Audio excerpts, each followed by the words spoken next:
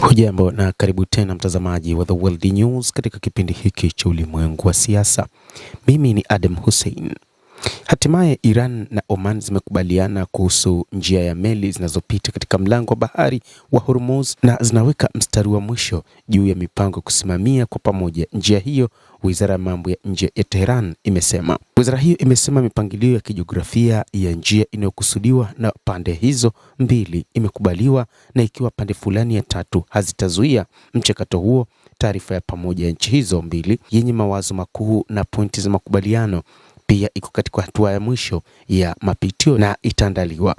Msemaji wa Wizara ya Mambo ya Kigeni Ismail Baqei amesema Jumatano, kulingana na shirika la habari la serikali IRNA. Kwa mujibu wa ripoti hiyo, Baqei aliwaambia waandishi wa habari kuwa mazungumzo na Oman yanaendelea, lakini hata kama maelewano yatafikiwa haimaanishi kuwa njia hiyo ya baharini imekuwa salama kwa meli zote zinazopita. Sababu zinazofanya mlango wa bahari kukosa usalama bado zipo kwa upande wa Marekani, hasa kizuizi cha majini na vitendo vingine vya kichokozi na vitisho dhidi ya Iran na maslahi yake, anasema Baqei. Mamlaka zenye uwezo katika nchi yetu zimepitia mapendekezo hilo kutoka kwa mitazamo ya kiufundi, kisheria, usalama na mazingira, Baqei anasema. Alitaja mazungumzo hayo kuwa ya kitaalamu na ya tija, akiongeza kuwa pande hizo mbili zimekubaliana juu ya kuratibu kijiografia katika njia iliyopendekezwa. Hata hivyo, wakati huu Iran inasema kwamba changamoto pekee iliyosalia ni upande wa nchi za tatu, akimaanisha Marekani na washirika wake ambao mara kadhaa wamekuwa wakileta shida katika eneo hilo.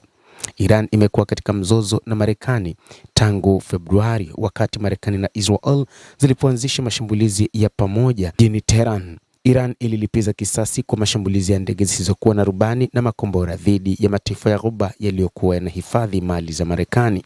Marekani na Iran zilikubaliana kusitisha mapigano mwezi Aprili na baadaye kutia saini mkataba wa maelewano huko Pakistan mwezi Juni uliolenga kumaliza mzozo wao wa kijeshi na kufikia makubaliano ya kudumu ya amani.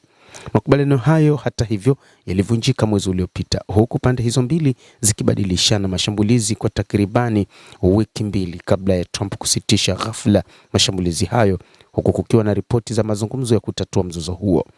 Kabla ya vita, Hormuz ilibeba karibu sehemu ya 5 ya mauzo ya nje ya mafuta na LNG duniani, na bei zimeongezeka mara kwa mara tangu mzozo juu ya njia hiyo ya maji ulipuke na kuongeza shinikizo la kiuchumi na kisiasa kwa Washington. Mtazamaji wa The World News, hayo ndio tuliokuwa nayo. Ni namna ambavyo Iran imepata makubaliano na Oman katika kukubaliana namna ya upitishaji wa meli katika lango la bahari la Hormuz, lakini ikisema nchi za tatu ndizo ambazo huenda zikaleta chuki juu ya namna ambavyo mipango imepangwa kati ya Oman na Iran katika kupitisha meli katika lango la bahari la Hormuz. Jina langu ni Adam Hussein. Endelea kuwa nasi wakati wote, endelea kutufuatilia uweze kufahamu ni nini ambacho kinajiri katika ulimwengu, na kupitia The World News utaweza kufahamu kwa mapana